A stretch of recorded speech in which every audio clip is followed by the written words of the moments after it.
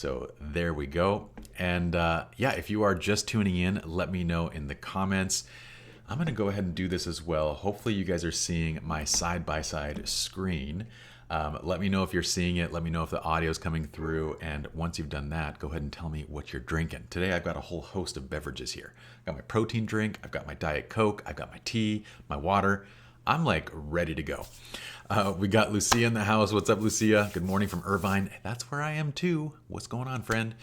So I don't like, jumping into these lives and just kind of like shooting the shiz for a bit. We are live, of course, and I'm going to be reading your guys' comments. Any questions, any thoughts you guys have, of course, I would love to interact with you all. But I do want to jump straight into this. Lucia got matcha and hot water. That's a solid choice. Teresa's drinking a Celsius. Nice. I used to drink those, and then they started giving me rashes, and that was no bueno. Anyway, this is the Pure Editorial Raw Edit Mastery. So what we're going to be doing is doing a community live edit. I'm going to show you guys how this visual flow pack works.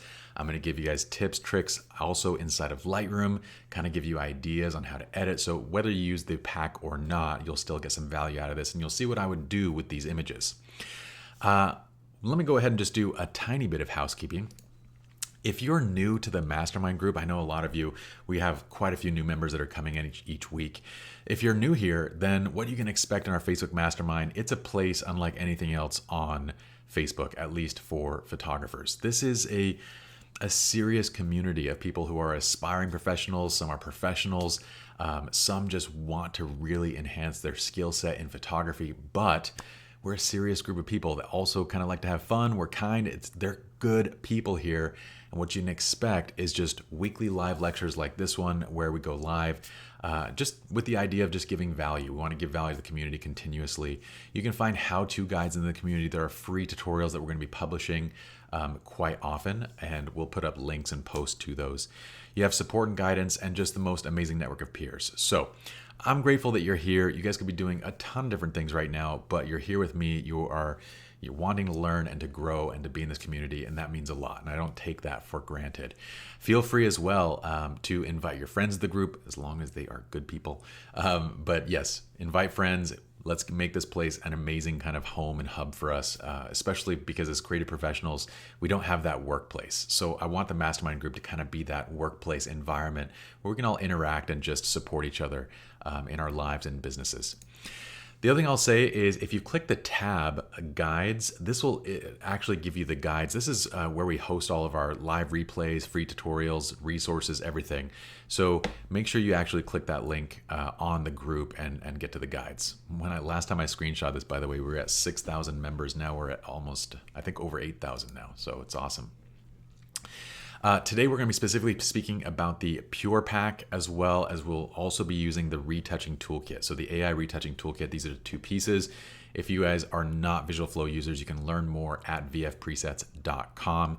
They're actually pro-grade presets, and I know I don't use that term lightly because a lot of people claim that, but they're not. So what we're going to cover today is what is the Pure Pack stylistically? How do you modify the look of the pack? What is lighting condition-based development? We're going to do some advanced editing techniques. And of course, we're going to be using examples from the images that you all have submitted. As always, if you have a question, just let me know. I want to see you guys in the comments. It makes me feel like we actually can interact with each other instead of me just looking at my camera and talking for 45 minutes, which is exactly what this is. But at least if we get it engaged a little bit, it makes this so much more enjoyable. I think all around, but especially for me, but all around. Okay, so let's dive into the Pure Pack aesthetic. So the way I would describe the Pure Pack is it provides kind of natural camera and lens colors, okay? So unlike some of our packs, like we have the Mood Pack, we have Crush, we have Pastel, all of those packs are designed to get your camera colors over to very specific color palettes. Like for Crush, it's enhancing the blues. For Pastel, it's making everything light and airy. For Mood, it kind of gives it that cinematic warmth and toning. With Pure, the part of the reason we named it Pure is because the camera overall color and look remains pure to your camera and lens choice. So it kind of is a more natural look and effect, and that's kind of the ideal of what we're going for with something that's more editorial. There is some shifting of colors, and that's going to happen mostly with the blues. There's going to be a little shift towards teal, as well as making the greens just a bit more subtle. And the finishing is kind of a nice soft matte finish. I'm going to go ahead and just demonstrate for you. I have a few images loaded here that we can kind of show. Let me go ahead and go picture in Lightroom, so hopefully you guys are seeing Lightroom. I'm going to do this. I'm going to create a virtual copy of this image by pressing Command''. I like doing virtual copies. I know I can do the before and afters with the backslash, but I want to save these all out and actually put them. So all the images that we work through today, I'll actually upload them so you guys can see the examples that we work through. So here's the overall kind of natural look to this, right? I'm going to apply pure, and we're going to do hard light because this is an open sun. So I'll explain the lighting condition based development system in just a moment. But what you can see is the blues become a little bit more subtle, and they get a tiny shift towards those teal tones. Not so much where it's like noticeable, but otherwise the colors kind of remain natural, and we have a little bit of shift as well in greens, and you'll see that in just a moment too. Let's go ahead and do this over another image. So this is kind of later that evening from the same scene. I'm going to go ahead and just correct the crop.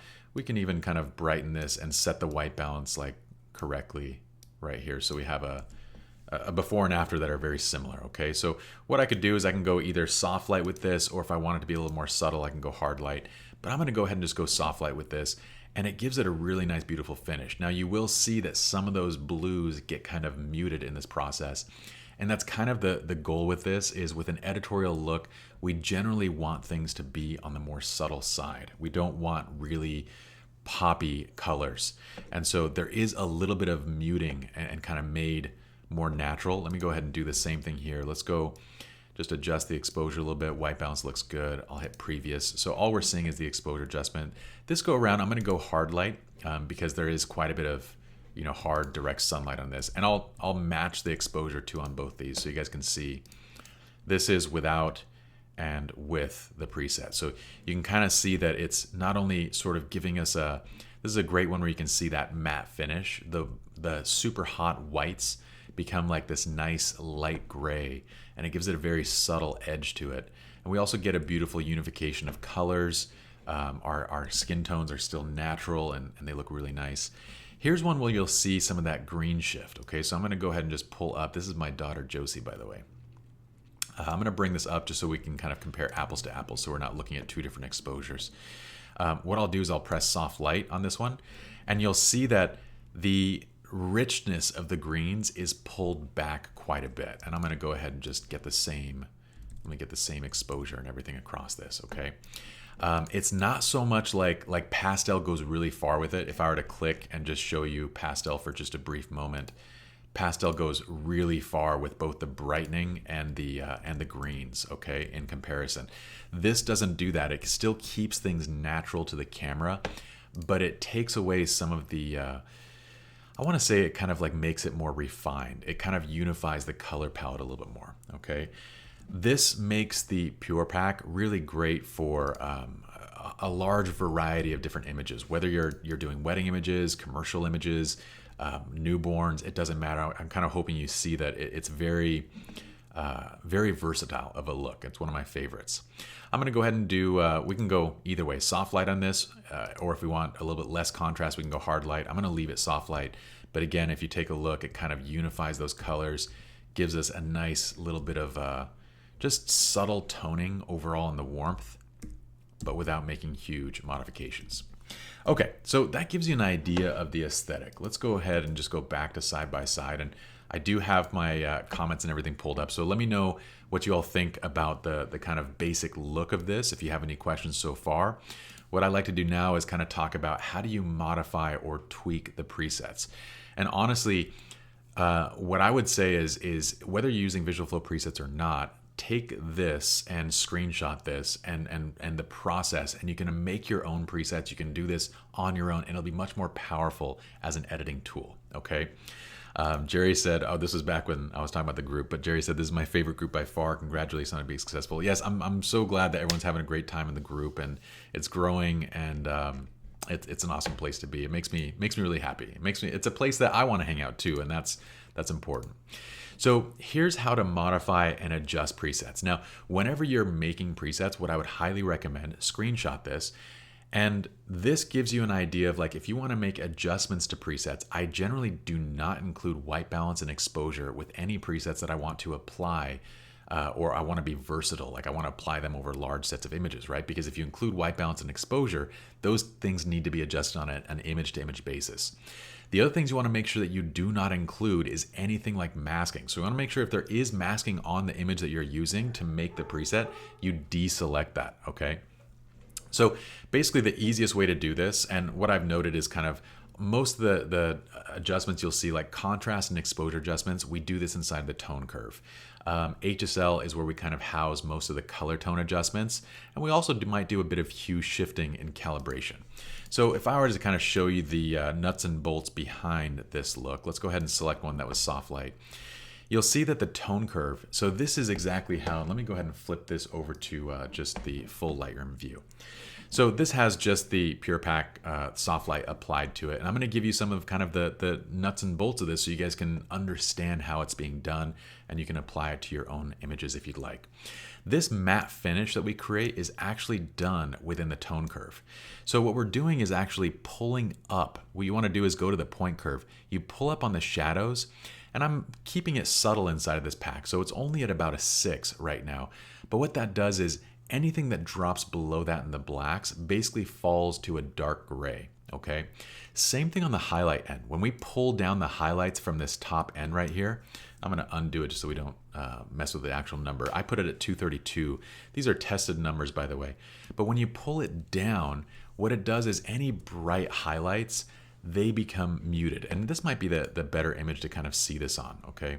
So if I go to this image and I bring the highlight point back up, look at how bold and contrasty the highlights become. And when I pull it down, they become subtle and subdued. And that's really important when you're going for that matte look. That's huge. But it's also really important when you're dealing with an image that might have just crazy over-the-top highlights and you want to make them more subtle, like for example in this image. So that's what that adjustment does, and overall this S-curve is adding contrast. So this is a place to kind of tweak if you want to adjust exposure and contrast and whatnot. The Pure Pack, unlike say Modern or Pastel, the Pure Pack does not have any exposure bumps built into it. We stopped building in exposure bumps into the tone curve because we found that a lot of users are confused as far as how to shoot and whatnot, so we just took it out. In the color mixer, this is where you're going to see a lot of the tone adjustments, and there's not that many here other than just the greens and the blues. We're kind of, most everything is very subtle except for the greens and blues where we have to, cameras these days, they tend to, well, everything tends to come out like very saturated in our modern cameras, which is a good thing. It brings a lot of color detail out, and that varies too depending on your lens and kind of the camera combo.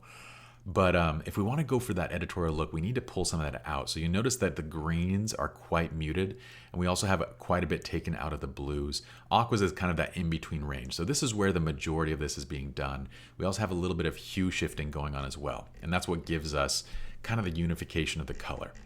In calibration, there's some subtle adjustments here, again to the blue primary channel, the greens mostly, a little bit to the reds just to make skin tones a little more pleasing.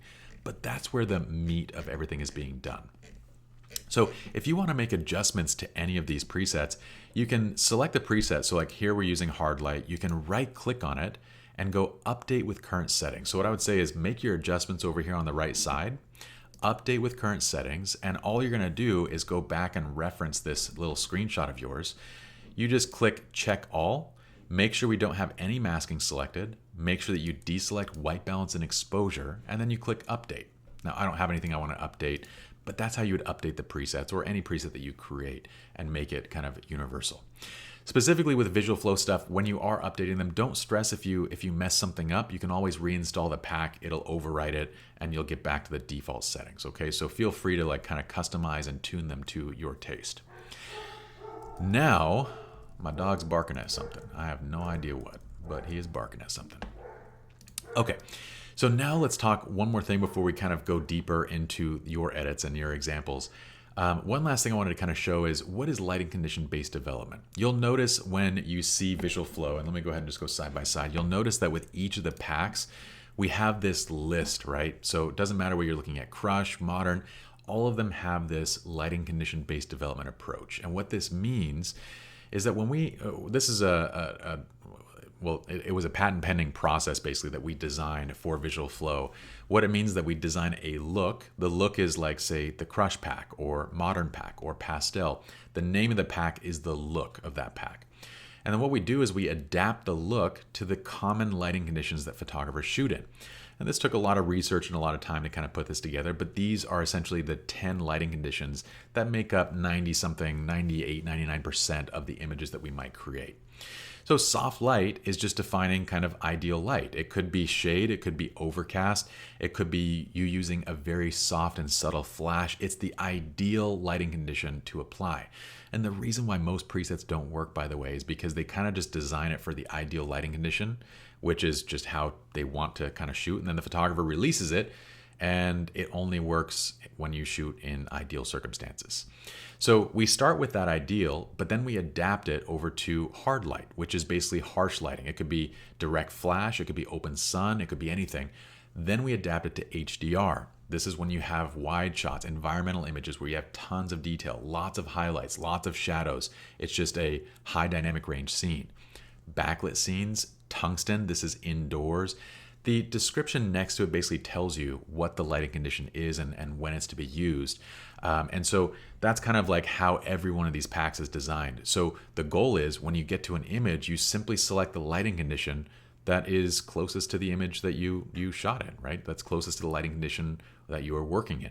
And then everything gets adapted for you. So when you go back to Lightroom, for example, if I click soft light, you'll notice that the image all of a sudden gets a little more contrasty. Our tone curve shifts a bit. The colors will actually shift. If I go to hard light versus HDR versus backlit, every one of these is going to shift the color palette based on that lighting condition for the look. So what this means, oops, I think I didn't show you that on the screen. Let me go ahead and show that one more time. So take a look at this. So this is soft light, right? As soon as I click, I want you to see the tone curve and see the HSL. As soon as I click hard light, there's adjustments being made to both. Everything's being adjusted. In fact, let's look at the HSL. If I go backlit, if I go tungsten, all of these adjustments are for the lighting condition to adapt the same look, the pure pack look, to the lighting condition that you're working in. And by the way, you can use these stylistically too. So if you say like, I just like the look of this tungsten look, it's a little bit more muted, it's a little more subtle, I'm just going to use this. It doesn't have to be based on the lighting condition you shoot in. It could be done stylistically too, but it's designed from that perspective. Okay, I think we got the meat of everything covered. Let's go ahead and jump back and just make sure. So yeah, we got lighting condition based development. Now it's time for examples, advanced editing. Let's jump through all of it. We're going to use your images that you all submitted. So hopefully if you did submit, you're here right now. And let's start from the top. I'm going to go, this time it's kind of organized alphabetically. So Arlo Williams, you are first up. And let's go. So the first thing I'm going to do is just create and this go around, what I'm going to do is just, I'm not going to do anything. I'm going to make all the adjustments just on the after image so we can see where it started and where I'm kind of like taking it. So I'm going to adjust exposure first just to kind of bring it up a little bit. This is pretty ideal lighting, so I'm just going to stick with pure this soft light overall look, okay? And then what I'm going to do from here is sort of make some little tweaks and adjustments. The first things is it looks like we have people and things in the background. So what I'll do is actually kind of remove those. And I'm also going to do a little cropping adjustment here. But I like this overall look. It's a cute little portrait of, it looks like maybe this is a cosplay kind of shot. Or maybe it's a cosplay inspired engagement shoot. I don't know what it is. But what we'll do also is I'm going to go ahead and use the new generative healing. And we're going to go ahead and just remove this. If you don't have this feature, by the way, go ahead and just make sure Lightroom is updated. Once you update Lightroom to the newest version, it'll ask you also to update the catalog. And then after that update, there's kind of two updates. You have to update Lightroom and you have to update the catalog. After those, you'll have this generative healing applied or available to you. So once that's done and I have those selected, I'm going to go ahead and click apply, and it's going to do generative remove. This is a new beta feature inside of Lightroom, and hopefully they're not going to charge for this. Hopefully they just build this right into it, but it's really powerful. It's that same generative AI that we had in Photoshop, but now we don't even need to go into Photoshop, which is pretty awesome. We can do this right over the raw file. So it's going to go ahead and just kind of erase those little features, and it does a really great job with it. Like it's very impressive. It removed the people, it removed everything in the background. I would probably go one additional step in this one and sort of remove some of the other stuff that shows that this is like a parking garage. But it looks really nice right here, okay? Let's do one other thing. I'm kind of curious. The background's already pretty dark in this case. So what I might just do is do a little bit of portrait retouch. This is part of the AI retouching toolkit. This is another visual flow pack, and I'm going to show you kind of what it's doing, so you can figure it out on your own, or you can jump into the pack too. But what it's doing is it's adding multiple layers where it's using Adobe's built-in AI with custom adjustments to do everything, like to sharpen our subjects, to whiten teeth, to enhance lips, enhance hair, smooth skin tones. So this is one of those things that you can do as well. Granted, all the adjustments in the way that this is applied, it's done professionally and it's tested over thousands of images. But if you want to make these selections for yourself, I have actually a tutorial for that. I'll briefly show you this, but I have a free tutorial that's advanced AI masking for Lightroom. I'll put up a post about that so you guys can get a link to it. But all you do is you go to create new mask, and you can have all these different AI options on what you want to select. Now, if you get into the select people option, it actually gives you additional options here. So if you select all people, you can choose to select facial skin, body skin, eyebrows. You can choose the entire person, or I can just choose elements, or I can choose multiple elements. So I can select body skin and facial skin, for example, and I can then dial in adjustments and save out individual masks and create this kind of preset system for advanced retouching. So I'm going to go ahead and just use this, and we'll just go a basic level of portrait retouch for this image, and that's fine. I don't want to spend too much time here, so I'll probably end up removing a couple other things in the background, but I showed you guys how to do that already. Here's the before in this one. Here's the after. I love the look. We keep the same color palette. Looks nice. Okay, this is cute. This is a nice little portrait. I don't know if this is just a street outfit, but it's super interesting to look at. So let's see here. We're going to go pure. I'm going to go soft light on this image. And look at how it keeps everything within the camera toning as is. It just takes some of that green punch and the blue punch out a little bit and unifies the colors. And I really love this look, this pack for this look. One other thing I'm going to do here is I'm going to go to the AI toolkit. This time I'm going to go retouch with pop and enhance. What this is going to do is add an additional set of layers that just subtly burns down the background a little bit, makes our subject pop just a little bit more off the background. You can take this up, like if you go up further, it'll actually make it more intense. If you go plus versus plus plus, I like keeping it on the subtle side. So I'm going to keep it kind of at this base layer. And I'm going to go ahead and do the same thing here, where I'm going to do a little generative replace on her. And let's call it good. I'm not going to worry about the cars this go around. But maybe I'll come back and tackle those in just a moment. Okay, let's see. Good enough. That's solid. But I love that. I love this. It's a very pure, is a very subtle overall look, but it also adds a lot of refinement to it, and I love it for that. All right, this one is a bit dark. Like, I was actually looking at the information on this, and it looks like it's clipped on a lot of the blacks, so there's not too much we can do here. But what is interesting is I'm going to go ahead and just let me create a virtual copy with this. Pure actually still works for stuff like this. I would say if it's this dark, you could go hard light, but there's not a lot of detail there to be recovered in these shadows, right? So what I probably actually would do on an image like this is just make it black and white. I'll flatten out the contrast a little bit and then pull back on the blacks a bit, and then just kind of like adjust exposure a little bit. And typically in a situation like this where the brightness on one is so much brighter than the other person, what I would probably do as well is I'm going to add a radial mask, or you can even just paint this on with a brush. But what I'll do is inside of the AI retouching toolkit, there's also these brushes that are included. I'm just going to go to dodge. If you don't have it, it's not a big deal because you just go exposure. It's just literally 0.5 exposure. And I'm going to paint a little bit more exposure like over him, okay? and you can, bring up the intensity of that or whatnot. But I would just balance it out a little bit. So like she's not so bright in comparison to him. But given that there's not too much other information in the shot, it's quite a bit clipped, I would leave it there and make it kind of this little artistic black and white. But all right, thank you for submitting, Arlo. Let's go ahead and jump to Christian Boker. Let's check these out, Christian. So let's see here. All right, first thing I'm going to do, one suggestion, Christian, I'm going to go ahead and make a little adjustment to the crop and just pull this in a little bit. Oops, I didn't mean to bring up the reference screen. Cancel. All right, let me get out of reference. There we go. Okay. I'm going to go ahead and pull this in just a bit. So a suggestion on when you're shooting this image, right? You'll want to make sure, Christian, that she's not turned too far from the light where we don't get any light in the eye. And the reason why is because when she's looking, she needs to get more light into the face. Right now, we see a lot of whites in this far eye and then no whites in this eye. And what it actually does is it almost makes her look like she's going cross-eyed, when in reality she's not. You can see she's looking right at him, but it's not very flattering because of that. And it's a very subtle and small mistake, but one that makes a huge difference to the image. So what I'm gonna do is go hard light on this because there's a lot of light on her, and I'm gonna balance that kind of out. So we're gonna also warm up the image a bit.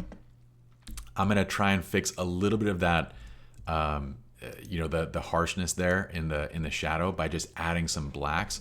And what we're gonna do is I'm gonna add blacks. I'm also gonna do that portrait retouch. So let's go ahead and let's go step 2 of portrait retouch, and let's see if we wanna go step 2. If we wanna go back, yeah, I think step 2 is fine. It's adding a little bit of light to the eyes, but it's not enough, right? So here's what I'm gonna do. For this specific image, I'm gonna brighten up just a little bit more on the blacks. I'm gonna go pretty heavy on lightening the blacks. Now, I'm gonna go to the toolkit, right? So just the regular tools that are included with the retouching toolkit. I'm gonna go radial burn. If you don't have the toolkit, that's fine. You're just gonna add a radial filter right here. So just a radial gradient. And what I'm doing is I'm gonna bring this over my subject. And so when I was making those global adjustments right now, I'm only concerned about her skin tones and the brightness of her, okay? Because what I'm gonna do with this mask is everything else I'm gonna burn down. So I'm gonna bring him back down and keep it about right there. I can lift up the blacks even a little bit more. From here, anything that I do to this would need to be done like locally and close up. So if I wanted to go in and enhance the eyes a bit more, I need to go in individually and actually paint over the eyes. But I would probably do that for this because the eye is so dark here that I would actually kind of paint in a little bit less contrast, a little more exposure, and just go right over the eye and try and lift that eye out a little bit more, okay? So we want to keep this subtle, and the way that we're going to keep it subtle is doing a little balance between these adjustments. I'm lowering contrast, I'm also raising the exposure, and I'm lifting blacks and shadows. And once I have a little bit of a balance there, I'm gonna hold down Alter Option, okay? And then Alter Option is gonna give me the minus button, and I'm gonna just subtract this off of anything that's not like the whites of the eyes and the pupil, basically. Now, it's starting to look a bit better. It still feels a little bit unnatural, so what I might do is just bump a little bit more of the exposure, pull down a little more of the contrast, maybe raise a little more of the shadows to kind of balance that out. But we have to keep tweaking and playing with this to get that exposure back, right? And you'll see once we do that, it starts to look much, much better. I'd probably spend a little more time on this too, but you get the general idea from this. We need to do a little bit of balance there. Okay, let's go on to another image. I'm gonna fix this crop a little bit, let's fix the crop and the straightening a little bit. Okay. And I'm gonna pull this in just to make them a little more centered. I would watch, like this is an image where you're going for a symmetrical composition. Just make sure that kind of lands symmetrical. Right now it's a little bit off, and that's a common thing that we have to like pay a little attention to. I'm gonna go ahead and just go pure. We're just gonna go soft light on this image. You could, if you wanted more contrast here, go backlight, but I kind of like it where it's at. I'm just gonna go soft light. I'm gonna go ahead and just bring a little more warmth into this. And honestly, I really like it right here. I like the windows kind of having that soft, blown out vibe to them. I like the kind of dramatic richness to the image, so I'm just going to leave that right there. I dig it. This image, let's go ahead and fix, again, the crop. I'm going to center them up. Maybe pull this in a little bit. Perfect. Okay, same thing. I'm going to go soft light, and we're just going to warm this up a little bit. Add a little bit more exposure. Perfect. And this is an image, again, where I would use a radial filter to kind of bring attention into them, right? So all I'm going to do is just drop that radial burn. It's just that 0.5 exposure burn right over the center of them to kind of bring attention in. You can even balance that a little more since the right side is quite a bit brighter than the other side. Add in a linear gradient and just pull it across, and we're going to just darken down the right side by about 0.6 to kind of balance it out. So that way we have this nice even kind of lighting that's going across the image. You can see it makes a huge difference in the overall look and the way that it draws attention into your subjects. But awesome, great submissions, Christian. Let's go ahead and go to Danny. All right, Danny, let's check these out. These are some cute portraits. Cute is like my word right now. Does anybody have words that, like, you know, just kind of become your go-to words for like months at a time? Cute is one of mine. It's been stuck with me for a long time. Let me check this out too, just to see if we have any questions and whatnot. All right. Janice said, love the presets that we made. Good. Unless you are making a preset. Yeah, so let me know, Janice, if I kind of covered it all, but these are we're using kind of the professional presets that we've designed, and I'm kind of just giving you guys ideas and things as we go along. So if you guys don't, if you're not in the budget for professional presets, that's totally fine. I want you guys to still walk away with some value from this. So any questions you have, just please let me know. But yeah, this is how I edit inside of Lightroom. So I'm gonna go ahead and go to Pure. If we want to lift some of the shadows, like you can, like I said, use these stylistically, right? The two things that I'll notice in these shots, and who submitted these? This is Danny. Danny, the two things that I'm noticing in these shots is that the eyes are very deep and dark. So my suggestion here is we need some sort of fill. You can use a reflector, you can use flash if you'd like, but in cases like this, usually I'm just using a soft reflector. Like it'll either be, if they're in like kind of a shaded area, it looks like, so I'd probably just use the white side or silver side of a reflector. If they're in shade, it's silver side. If they're in direct light, then use the white side. But place it like below the chest, and that's gonna bounce light into the face in a way that's natural, but also gives the shadows more life, especially the eyes. You're gonna create a lot more fill into the eyes, which livens them up. You create catch lights. So that's my issue here, is that they're a bit dark, right? Now you can address that we can kind of do a little bit of fixing that in post, and you can do that by simply cycling through. If you go to HDR, it does a lot of lifting of the shadows, and it does help kind of take care of a lot of it. The only thing from here that I would do is I'm gonna go to the Tools AI side. So I'm gonna select that. I'm gonna go retouch with Pop and Enhance, because this is gonna darken the background back down. So the HDR adjustment kind of brightens everything, right? Because it's lifting a lot of the shadows. This Pop and Enhance is gonna kind of subtly bring the shadows back. So I wanna do that. I also wanna add in a radial burn and place that right over the face, okay? And the other thing that I'm gonna do too is I'm gonna go ahead and with the eyes, so notice that when I applied that AI retouch option, right, it gave me these masks that I can go in and I can make adjustments to. So for brighten eyes, I'm actually gonna lift this up more. So I'm gonna bring that up all the way. Enhance iris, I'm gonna bring that up almost all the way too, basically, to get the eyes lifted out of the frame. I'm even gonna add just a tiny bit more of the blacks. And I want you to see the difference here, okay? Let me go ahead and get the skin tone kind of not too bright. And I'm gonna adjust the contrast just down a smidge, okay? But look at this. Look at the original and look at where we land. Even though we didn't have fill going into the eyes, we've compensated and done a lot to kind of bring that out here. So that's the exact same thing that I would do here too, okay? So let me go ahead and create a virtual copy of this one. And this go around, because it's same image, same kind of composition, I'm just gonna select the previous image, go to this image and just hit previous. That'll copy all the settings from the prior image over to this image, okay? And then we can make adjustments if anything is off. Okay, so I'm gonna go ahead and just get the composition dialed in. This one's a bit dark, so I'm gonna brighten this one up. And it also looks like we lost a bit of the warmth on her. So we can kind of bring that back a little bit. Let's see. There we go. Okay. And again, I feel like we need a bit more blacks. Like we need to add back a little more blacks. And we could even brighten up the eyes a little bit more. One of the things too is there's skin smoothing that's added to this. And if you ever feel like the skin smoothing is too much, you can always back it off. So if I just backed it off a little bit, smoothing of the facial texture, you'll get some of that back. Okay. But take a look at this. It's pretty wild, right?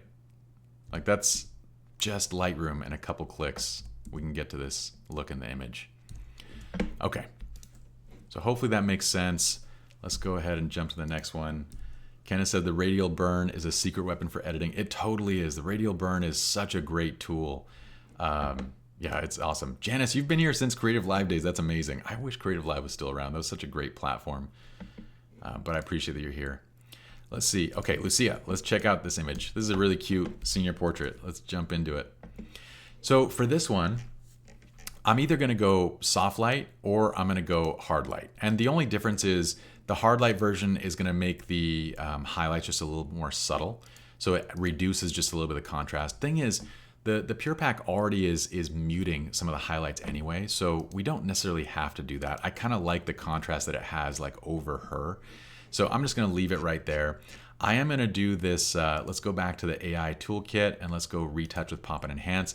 For those of you that haven't watched me do live edits, this simple, basically 3-click workflow is literally what I like 90% of my editing. So all I do is I apply the lighting condition based preset, and then I do like the AI retouch with pop and enhance, and then I go radial filter right over my subject, and I'll draw it out in this case because I don't want her legs to be much darker than everything else. And that's it. Like that's how I would edit this. Okay, but look, isn't that wild? Like the difference between this. Now, one thing to mention too. Oh, and one thing to mention, I was going to say, there's two things now because I zoomed in and I saw something. When you're applying this retouch with pop and enhance, if you don't want the burning effect, if you just want the retouch, just do portrait retouch, right?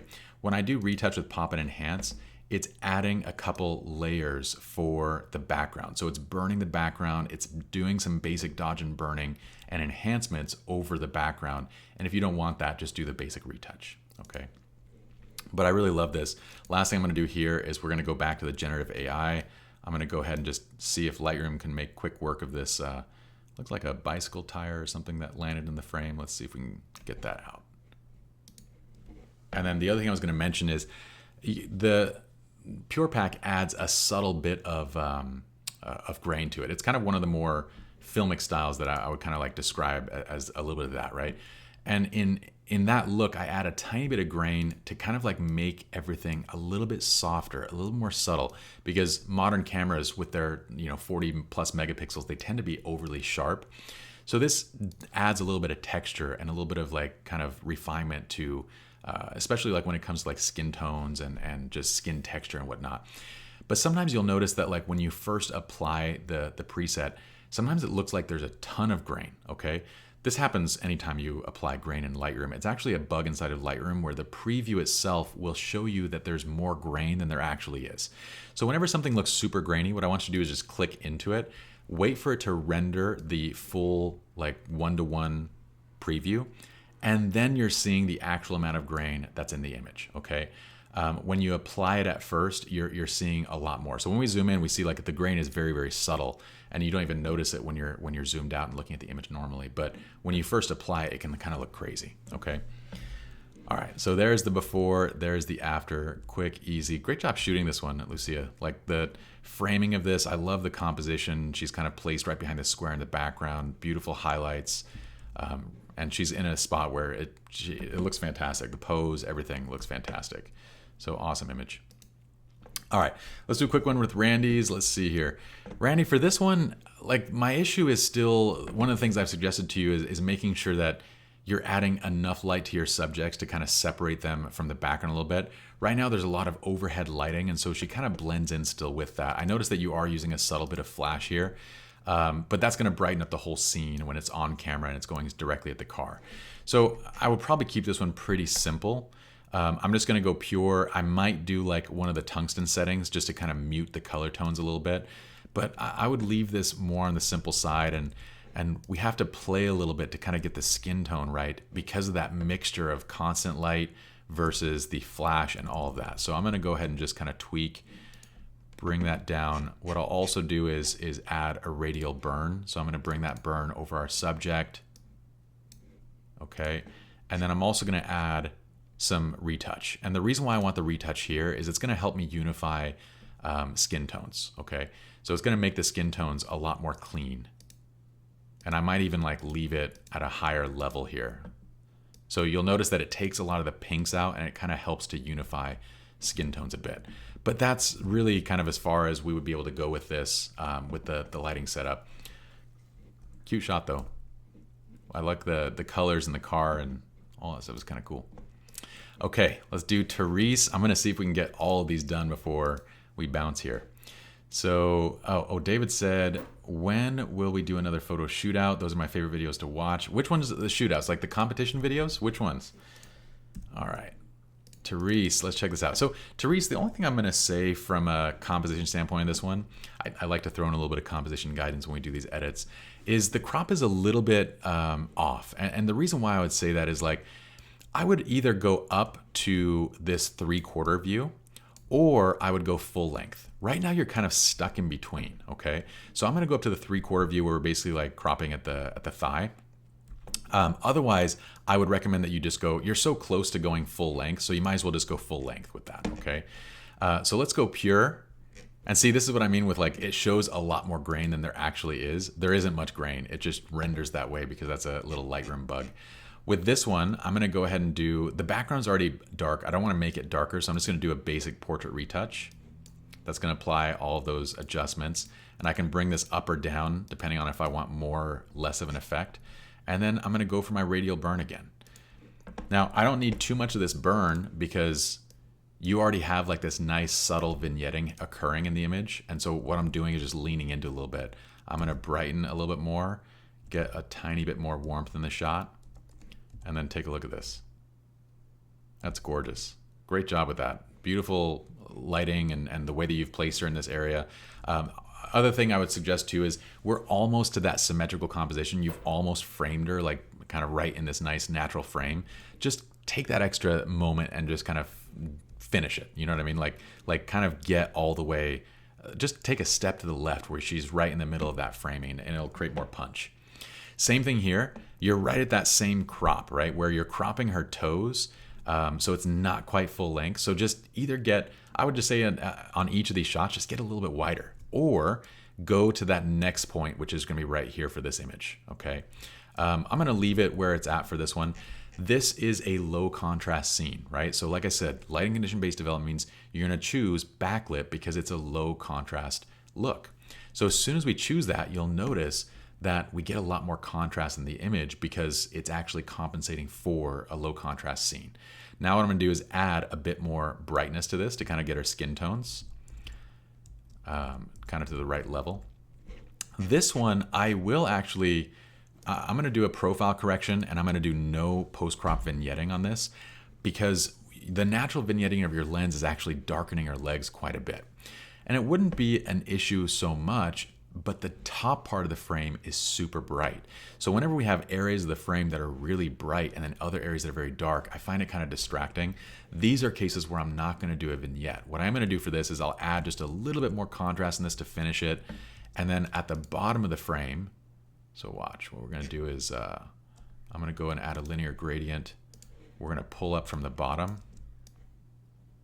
okay?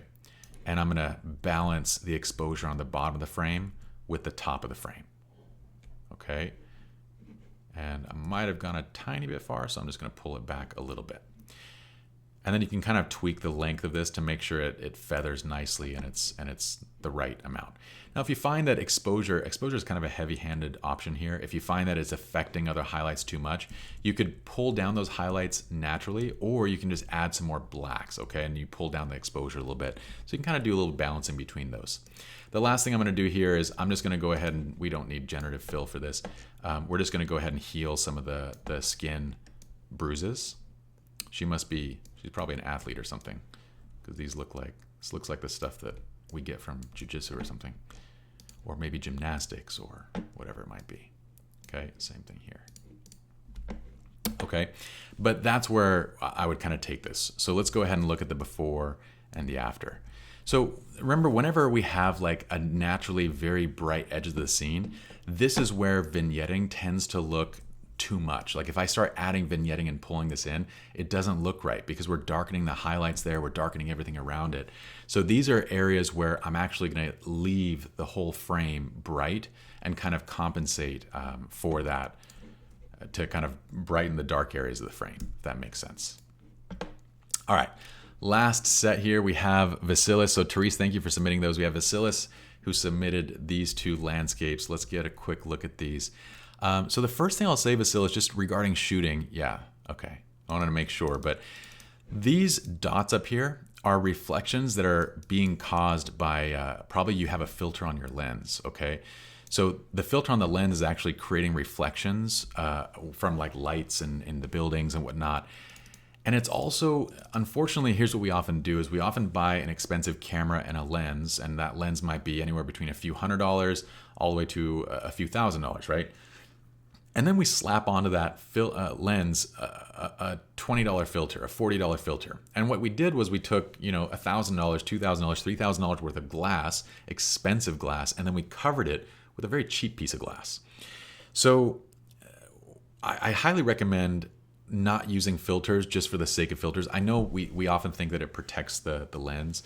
And yeah, it can sometimes protect it in case of a drop or something like, egregious that happens. But I've never had those issues, first of all. Those issues are very rare if you just kind of take care of your gear. The other thing is that those filters lower the quality of your images. So all that camera technology and lens technology gets reduced to that minimum, whatever that filter is, whatever the quality of that is, that becomes the quality of the images, plus you get these weird reflections. So just a little bit of a, soapbox kind of note. But for this image, all I'm going to do is when it comes to landscapes, I'm going to keep it pretty simple. I'm going to go ahead, I'm going to do HDR for this just because we have a very bright area over here and a very dark area over here. And then I'm going to bring the exposure down. I'm going to balance out a little bit by adding a little more blacks. And then I tend to do like a lot of work on my landscapes, and I'll show you what I'd like to do. I like to find the white balance of something of interest. So let's say like 2300 Kelvin gives me like a really interesting look in this building and kind of in the sky and whatnot. So I'm going to keep it about there. I'm even going to darken the frame a little bit. The next thing that I like to do is I like to get my warmth back. And what I'll do is I'll just use a brush and I'll actually start painting my warmth back over other areas. So for example, this building right here, I'll paint the warmth back over here, okay? And I'm gonna do the same thing with like this building right here. And I'm gonna do a sloppy job of it right now, but kind of give you guys an idea of what you can do with color toning. So we can start to mix and play and get to like a really nice look. And what I might do is kind of balance the highlights in between this, but we can accentuate the blues in the image and also add yellows. And if we want to take it a step further, we can actually use this based on color schema, right? We can actually create a color palette that we apply to the image. The other thing I'll mention here is that there is quite a bit of noise and grain. So I would suggest busting out your tripod for shots like this. Get the exposure down to like a couple seconds and reduce your ISO to 100 and bring the f-stop up too. Oh, this is actually on an iPhone. So, hey, for an iPhone shot, this ain't bad. All right, and we made it even better. But look at how much more visual interest we create by kind of leaning into that. And what I'm gonna do to kind of further emphasize it, add a bit of dehaze, add a little bit of vibrance and saturation, and then look at this. You start getting a really interesting look to the image. And granted, we only have so much information with an iPhone photo. You can shoot RAW now with them, but yeah, the more information we have, the better the RAW file, then the more we can get out of it. Let's do something similar with this one. Let's go ahead and go HDR. The other thing I'm gonna do too is, check this out. So let's see here. I'm gonna bring the temperature up just a little bit. Okay, now watch this. I'm going to show you how to create this even if you don't have the presets. But inside of the AI toolkit, we have this polarized sky feature. So we have not only burn sky, but then there's also polarized sky. Burn sky is nice. Watch what polarized sky does. it automatically adds blues in the color. It's like adding a polarizing filter over your sky, okay? Now this is too intense, okay? What I would do with this is I'm gonna brighten up the image a bit, and then I'm gonna go ahead and go into those masks, and I'm gonna show you how to do this. So if you don't know how to do it, you just select sky, and you're just gonna use the AI selection for the sky, right? And you can go ahead and pause and screenshot this, but polarizing is basically doing this. You're darkening some of the exposure, you're pulling down some of the highlights, adding a bit of whites and shadows, and then we're also making some, there's some color adjustments as well. So let me see if we can find that. Oh, that was a burn. Here's the polarize. There we go. Okay, so there's the polarize. It's this right here, the -5 and +5 for tint. With a little bit of modification in the tone curve, okay? So you can screenshot that so that you have it. And then just go and apply it yourself. But we have a burn and then a polarized sky. Now what I'm going to do with this is once they're applied, I'm just going to reduce the amount. So I'm going to keep the amount there. I'm going to reduce this on the, let's see. Did I make it? Oh, there's the burn. Sorry. The burn amount, I'm going to reduce that a bit as well. Okay. And I'm going to go ahead and add a little more clarity, a bit more dehaze to the image. And we're going to kind of end right there. All right. Okay. I think we got all the edits. We did it just in the nick of time. And let me go ahead and see like if you guys had any other questions, any other thoughts. So Vasila said, this is a simple UV filter, so this is a problem. Yes, yes. So don't use, like, look, if I'm going to put a filter over my lens, it's going to be a $200 filter. It's going to be a really expensive, refined piece of glass, because otherwise these cheap UV filters that we throw over our lenses, it is only serving to reduce image quality. That's all it does, okay? And I know that there's like this thought of like, let me go ahead and just switch this back to, I'll go full screen on the camera. I know there's this thought that, well, if I have a UV filter over my lens, if I drop my lens, it protects it, right? Sometimes, you know, the vast majority of times you drop your lens, it's going to smash the filter and also dent the ring.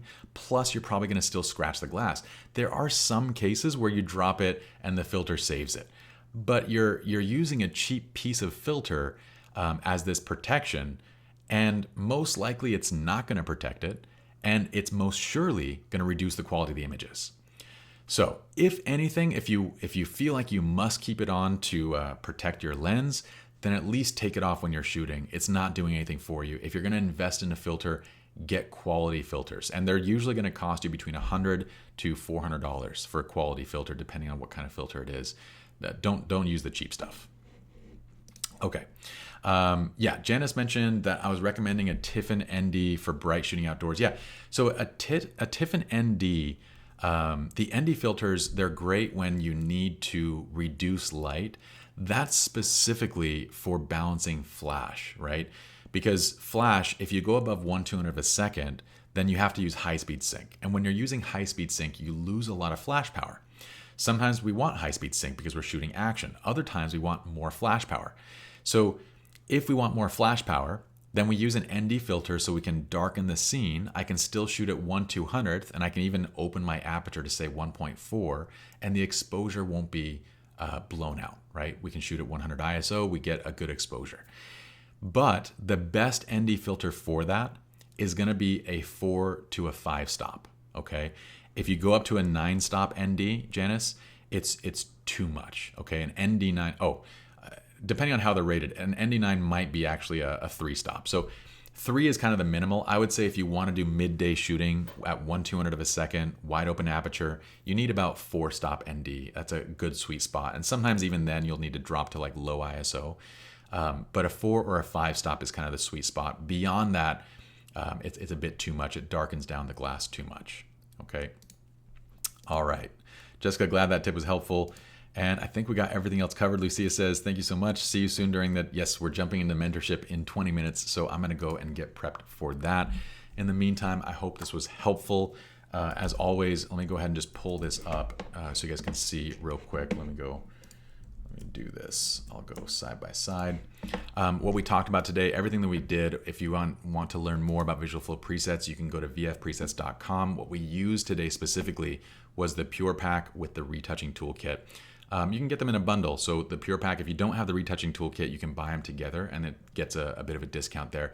But once you get the retouching toolkit, you only need to buy it once, okay? So from there, you just get whatever preset packs that you'd like, but only get the retouching toolkit once. You don't need to bundle it each time. It's the same pack.